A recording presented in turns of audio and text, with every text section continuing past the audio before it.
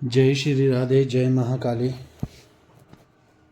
मैं पंडित सुनील शर्मा, मांडव ज्योतिष केंद्र, हिमाचल प्रदेश, जिला मंडी। कल 29 मार्च 2025 को चैत्र मास की अमावस्या पड़ने जा रही है।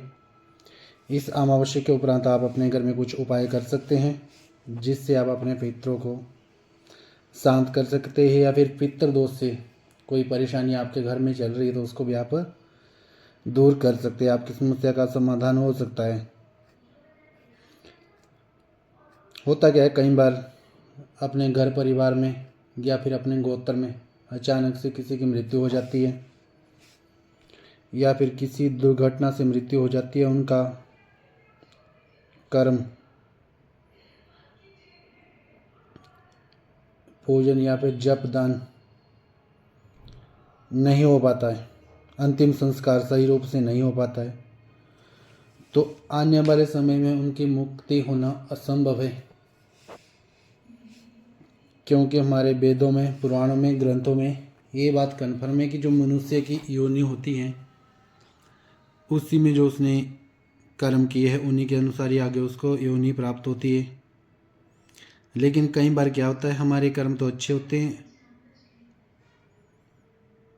परंतु किसी कारण से अचानक से हमारी मृत्यु हो जानी, या फिर जैसे मान लीजिए किसी व्यक्ति ने 99 कर्म कर दिए लेकिन एक उसका कर्म बच्चा हो, उसकी मृत्यु हो जाती है, तो उसकी वजह से उसकी आगे मुक्ति नहीं हो पाती है। जिसकी वजह से कर्म का दाता पिता के द्वारा किसी कारण बस कुछ चीज़ें बच जाती है तो पुत्र के निमित्त होती है, पुत्र उनको पूरा करे। पुत्र न हो पौत्र, अगर पौत्र पुत्र ना हो तो फिर दामाद या नाती, जो उनको पूरा कर सकते हैं। लेकिन परिवार में सबसे पहले जो होता है पितृ दोष, अपने परिवार में दूसरी या तीसरी पीढ़ी पे इसका प्रभाव ज़्यादा दिखता है। और आजकल दिन प्रतिदिन स्थिति बहुत ही ज़्यादा खराब बनती जा रही है। अगर आपके घर में भी कुछ इस तरह की परेशानी है तो मैं बताना चाहता हूँ, जैसे काफ़ी समय से किसी की शादी में बाधा आ रही हो या फिर घर में क्लेश पड़ रहे हो, आपके बनते बनते काम बिल्कुल पूरा होते होते रुक जाते हैं, या फिर संतान सुख से वंचित रह रहे हो, मतलब जीवन में कहीं ना कहीं पे कोई ना कोई परेशानी बनती ही जा रही है बहुत लंबे समय से, तो आप समझ सकते हैं पितृ दोष का प्रभाव घर में ज़्यादा दिख रहा है। या फिर हमारे पूर्व कर्मों का फल, जिसकी वजह से कुंडली में काल सर्प दोष भी बन जाता है। तो मैं आज आपको 29 मार्च 2025 को आने वाली अमावस्या पे एक छोटा सा उपाय करने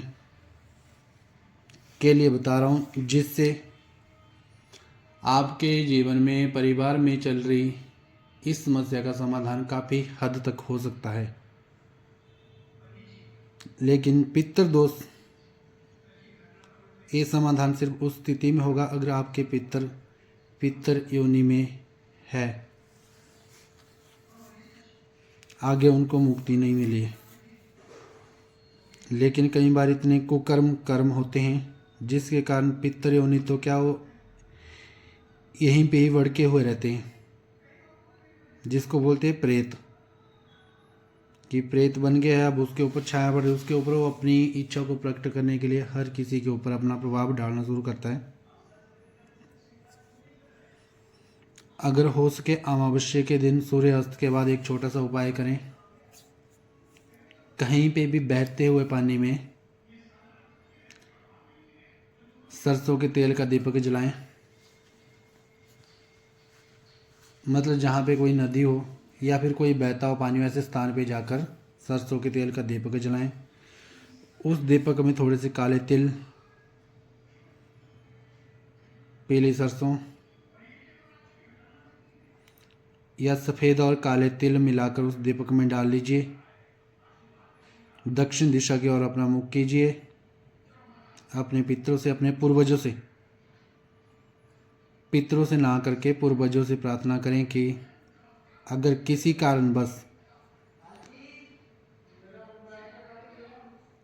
आपको मुक्ति नहीं मिली है या फिर किसी ऐसी योनि में फंसे हुए जहाँ से आपका बाहर निकलना मुश्किल हो रहा है, तो हम आपके लिए तिल के रूप में अन्न, जल का दान कर रहे हैं।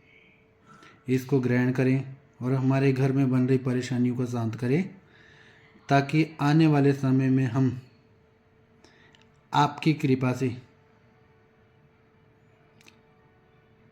आपको मुक्त करवा के अपने परिवार का पालन पोषण कर सके। जो भी हमारे घर में समस्या आ रही है उसका आप निवारण करें।